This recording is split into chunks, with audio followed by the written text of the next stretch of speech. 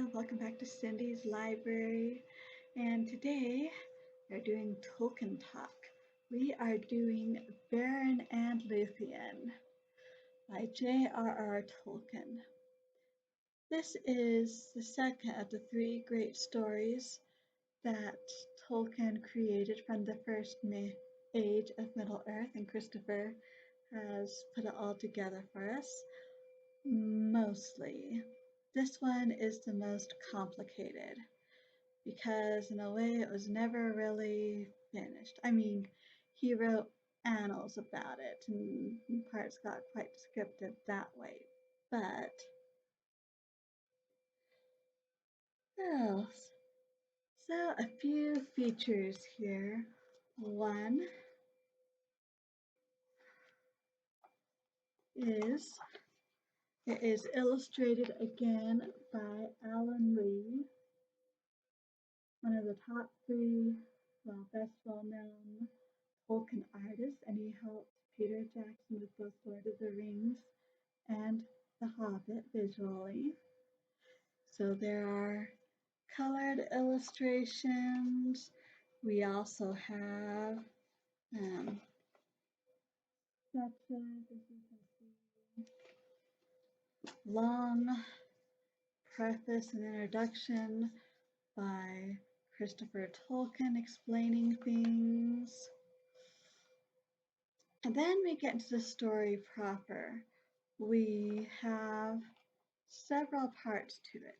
The first section is the Book of Lost Tales version, the earliest version we still have. It is great.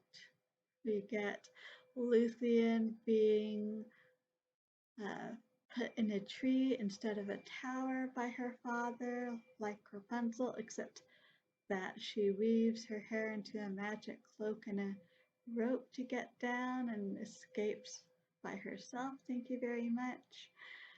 We have Tevildo, the Prince of Cats. And since we still have Huan, the Hound of Valinor, greatest hound ever in Middle-earth, who will only be killed by the greatest wolf, or is that later? In any case, we have the story of why cats and dogs hate each other, as well as the very tender story of Beren and Luthien. Interestingly enough, Tolkien waffled at first about whether Beren was a man or a gnome / Noldor, but he decided on making Beren a man eventually, of course. But either way, Beren, well, her father does not think he is good enough for his daughter, and so he sends him to get a Silmaril from Morgoth's crown. Silmaril are the most amazing jewels ever, made by the greatest craftsman ever, Feanor. And they hold the light of the two trees that lighted the world before the sun and moon, and that light is greater than the light of the sun and moon. And so amazing jewels, and Luthien's dad will only let them marry if Beren gets one of these jewels. And so the quest begins. And yeah, Luthien gets put in a tree because she wants to go after Beren, but of course her dad doesn't want her to. So, and I have help from Huan the Hound and get past Tevildo, Prince of Cats, and they do indeed get a Silmaril from Morgoth's crown. Lots of fairy tale devices in this earliest version. Then Christopher intersperses annals and such through between long extracts from the Lay of Luthien, which is the poetic version of the tale of Beren and Luthien. It is amazing, and sadly, it is unfinished. If only Tolkien had finished it. There's a lot of things Tolkien didn't finish that we could say that about, but seriously, this is like in the top 3 at least, I would say. I mean, he basically ends it just after Beren's hand with a silmaril and it gets chomped off by the wolf that's guarding the gates of Morgoth's castle. But we get some new developments. Uh, One part, we get more about Beren's backstory and his ancestry. It turns out Beren's father saved his life during a major battle that ended disastrously and held the rear uh, so Finrod and his people could escape. Then Beren and his father lived as outlaws with others, and you got the tragic story of Gorlam entered in, who ends up betraying them, and Beren escaping that way into the realm where Luthien lives. And so, of course, once Luthien's father makes his demand, Beren decides to go visit Finrod and ask for his help, since based on what Beren's dad did, Finrod said, I owe you a favor, basically. Well, several problems with that. The biggest being that two of the sons of Feanor are there, and they don't want anyone else going after a Cimmeril. Feanor and all his sons swore a terrible oath to go after anyone who should take or keep a Silmaril for them, from them.